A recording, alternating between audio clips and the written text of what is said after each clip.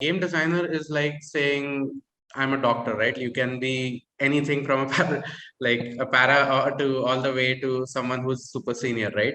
Mm. So I would just classify things like, okay, you could start off as a junior or an intern, right? In which case you'll be working with a senior game designer, right?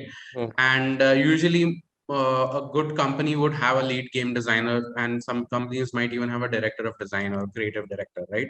Mm. But the job remains the same, make the game as fun as possible, right? And a game designer is kind of like the MBA of all of game development.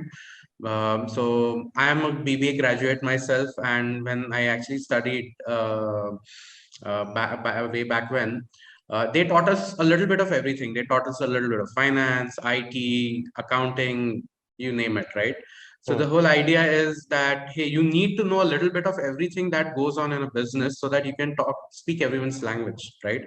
Yep. And that's kind of what a game designer is.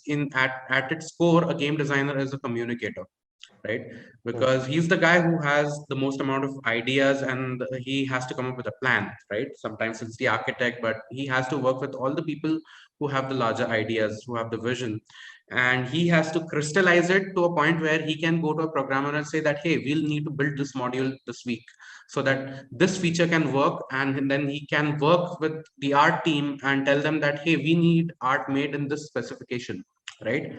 So really, he's someone who has to speak everyone's language. Otherwise, he has to be the nexus point. Otherwise, the whole thing will break down.